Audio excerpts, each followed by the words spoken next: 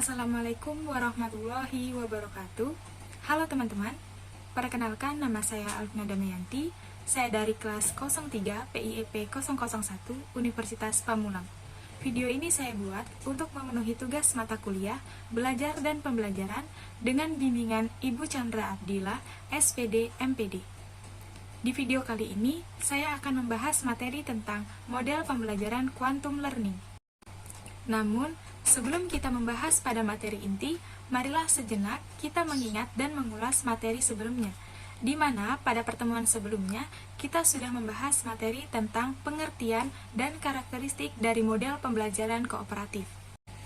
Ada yang masih ingat apa itu model pembelajaran kooperatif?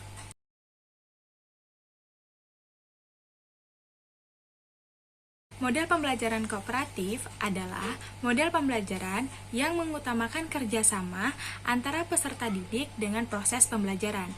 Model ini sangat bagus karena komunikasi antar siswa secara informal dapat membuat siswa cepat memahami suatu materi yang sedang dibahas.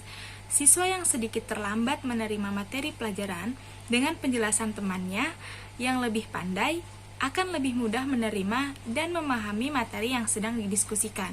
Di samping itu pula, mereka nantinya juga akan terlatih untuk belajar mendengarkan pendapat orang lain.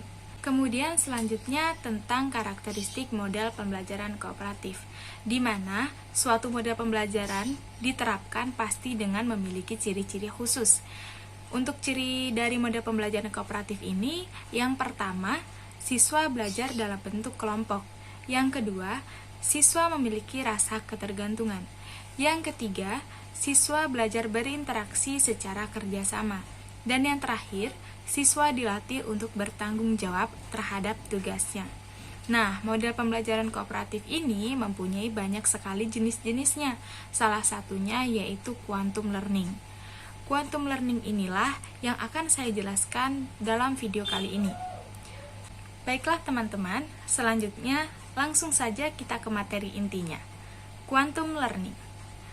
Menurut Kokasih dan Sumarni, quantum learning adalah model pembelajaran yang menyenangkan serta menyertakan segala dinamika yang menunjang keberhasilan pembelajaran itu sendiri dan segala keterkaitan, perbedaan, interaksi, serta aspek-aspek yang dapat memaksimalkan momentum untuk belajar. Nah, dari pengertian tersebut, dapat disimpulkan bahwa pengertian quantum learning ialah sebuah teknik, model, pendekatan, dan strategi dalam belajar mengajar yang berfokus pada skill guru dalam memanajemen pembelajaran. Atau secara garis besarnya, quantum learning adalah upaya, pedoman, strategi, dan aktivitas belajar yang bisa dimanfaatkan untuk menguatkan daya ingat dan pemahaman. Selain itu pula, model quantum learning ini dapat membuat aktivitas belajar sebagai kegiatan yang bermanfaat dan menyenangkan.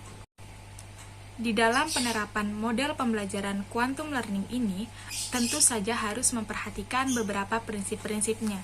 Yang pertama, mengetahui secara sadar bahwa apapun yang akan disampaikan bisa berpengaruh pada pembelajaran, mulai dari bahasa tubuh guru hingga kondisi ataupun lingkungan belajar, pengaturan tempat duduk, lembar kerja yang diserahkan kepada murid, sampai strategi pembelajarannya.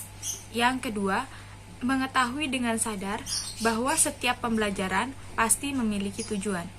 Yang ketiga, bersikap secara sadar bahwa pengalaman adalah proses pembelajaran yang mendahului teori. Aktivitas pembelajaran yang efektif akan terjadi bila siswa sudah mendapatkan informasi terlebih dahulu sebelum mereka mendapatkan hakikat yang sudah dipelajari. Yang keempat, mengetahui secara sadar bahwa dalam mendapatkan ilmu pasti ada sebuah upaya atau kerja keras. Setiap memperoleh ilmu pasti ada sesuatu yang harus dikorbankan, entah itu waktu, tenaga, atau bahkan uang. Yang terakhir, sesuatu yang berat untuk didapatkan harus lebih dihargai, setiap keberhasilan sedikit apapun harus dihargai dan dirayakan. Selanjutnya mengenai ciri-ciri atau karakteristik dari model pembelajaran quantum learning. Sebagaimana yang nantinya akan saya sebutkan dalam beberapa poin berikut ini. Yang pertama, pembelajaran kuantum berpangkal pada psikologi kognitif. Yang kedua, Pembelajaran kuantum berupaya memadukan, menyinergikan, dan mengkolaborasikan faktor potensi diri manusia selaku pembelajar dengan lingkungan, baik fisik maupun mental, sebagai konteks pembelajaran. Yang ketiga, pembelajaran kuantum memusatkan perhatian pada interaksi yang bermutu dan bermakna, bukan sekedar transaksi makna. Yang keempat, pembelajaran kuantum sangat menekankan pada pemercepatan pembelajaran dengan taraf keberhasilan tinggi. Yang kelima, pembelajaran kuantum sangat menekankan kealamiahan dan kewajaran proses pembelajaran, bukan keartifisialan atau keadaan yang dibuat-buat. Nah, model pembelajaran quantum learning ini tentu saja memiliki beberapa tujuan. Di antaranya yaitu, yang pertama, bertujuan untuk membuat lingkungan pembelajaran yang kondusif. Yang kedua, bisa memperoleh aktivitas belajar yang menggembirakan dan nyaman. Yang ketiga, dapat adiktif terhadap kapabilitas otak dan apa yang diperlukan oleh otak. Yang keempat, bisa menolong perkembangan dan kesuksesan hidup atau karir setiap individu. Yang kelima, dapat mengembangkan akselerasi pembelajaran individu dan grup belajar. Di samping dari tujuan tersebut, model pembelajaran quantum learning ini juga memiliki beberapa manfaat. Sebagaimana yang telah dinyatakan oleh D. Porter dan Hernacki tahun 2004, belajar dengan menggunakan pembelajaran kuantum akan memberikan manfaat sebagai berikut. Yang pertama, siswa akan bersikap positif. Yang kedua, peningkatan dalam motivasi. Yang ketiga, keterampilan seumur hidup. Yang keempat, kepercayaan diri. Dan yang terakhir, keberhasilan atau peningkatan hasil pembelajaran. Sebelum menerapkan model pembelajaran quantum learning ini, kita harus tahu dulu apa saja langkah-langkah dan tahapan-tahapan dalam model pembelajaran ini. Sebagaimana yang telah dinyatakan oleh D. Porter, Reardon, dan Nurin, dalam melakukan langkah-langkah pembelajaran quantum learning, terdapat 6 langkah-langkah yang tercermin dalam istilah tandur, di mana T itu adalah tumbuhkan, A adalah alami, N adalah namai, D adalah demonstrasikan, U adalah ulangi, dan R adalah rayakan. Pada tahap yang pertama yaitu tumbuhkan. Tumbuhkan yang dimaksud di sini ialah menumbuhkan minat belajar siswa dengan memuaskan rasa ingin tahu. Contoh penerapannya yaitu guru menyampaikan tujuan pembelajaran yang ingin dicapai pada pembelajaran tersebut dan memotivasi kepada siswa dengan cara memberikan pemahaman tentang ambak, yaitu apa manfaat bagiku. Yang kedua, yaitu tahap alami. Unsur alami ini yang nantinya akan mendorong hasrat alami otak untuk menjelajah. Misalnya, guru memberikan kesempatan kepada siswa untuk memperoleh pengalaman-pengalaman yang umum yang dapat dimengerti oleh mereka. Memberikan pengalaman baru pada siswa dengan cara menentukan rumus. Hal ini dapat menciptakan kerjasama antar siswa dan memberikan kebebasan siswa untuk berpikir. Guru juga menyediakan LKS atau lembar kerja siswa untuk membantu siswa dalam menentukan sebuah rumus. Tahapan yang ketiga yaitu namai. Setelah siswa melalui pengamatan belajar pada kompetensi dasar tertentu, mereka kita ajak untuk menulis di kertas, menamai apa saja yang telah mereka peroleh. Apakah itu informasi, rumus, pemikiran, tempat, dan sebagainya. Nah, jadi di sini guru membimbing siswa untuk mengumpulkan informasi. Dengan adanya bimbingan akan lebih memudahkan siswa dalam mengingat atau menghafal materi yang telah diberikan. Tahapan yang selanjutnya yaitu mendemonstrasikan. Setelah siswa mengalami belajar akan sesuatu, mereka diberi kesempatan untuk mendemonstrasikan kemampuannya. Karena siswa akan mampu mengingat 90% jika siswa itu mendengar, melihat, dan melakukannya. Pada tahap ini, guru memerintahkan siswa untuk mempresentasikan materi yang akan mereka sampaikan.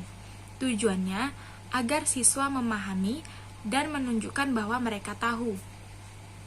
Tahapan yang kelima yaitu ulangi.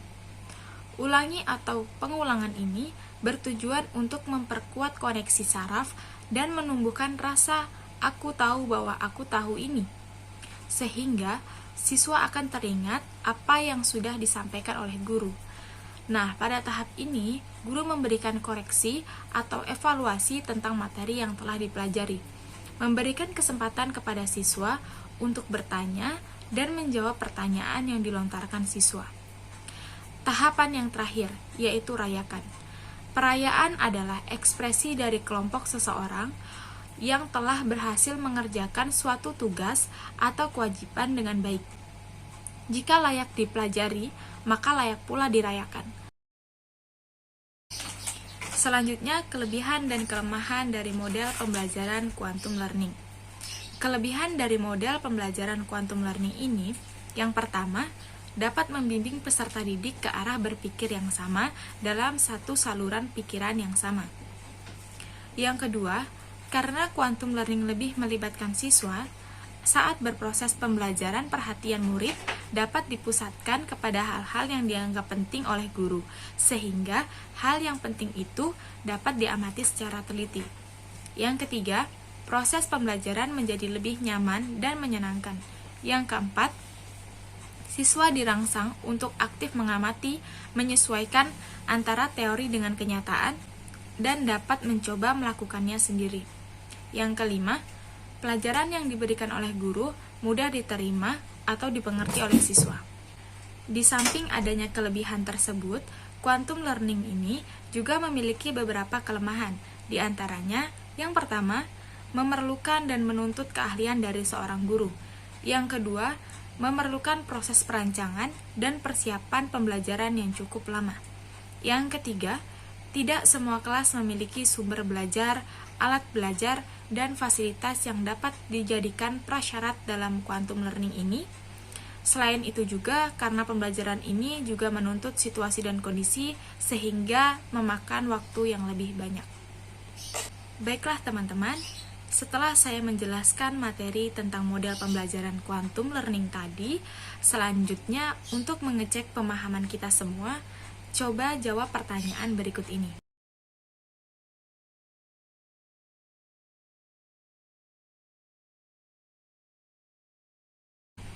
Jika teman-teman sudah menjawab pertanyaan tadi, selanjutnya mari kita sama-sama simpulkan materi di video kali ini. Jadi, dapat ditarik sebuah kesimpulan bahwasannya, quantum learning merupakan gabungan yang sangat seimbang antara bekerja dan bermain. Karena dalam model pembelajaran ini, mengajak siswa belajar dalam suasana yang lebih asik, nyaman, dan menyenangkan. Sehingga, siswa akan lebih bebas dalam menemukan berbagai pengalaman baru dalam belajarnya. Demikianlah video materi ajar tentang model pembelajaran quantum learning. Semoga apa saja yang sudah saya jelaskan dapat bermanfaat untuk kita semua. Dan apabila ada kesalahan serta tutur kata yang kurang berkenan, saya mohon maaf. Saya Alvina Damayanti pamit undur diri. Terima kasih, sampai berjumpa lagi di video selanjutnya. Wassalamualaikum warahmatullahi wabarakatuh.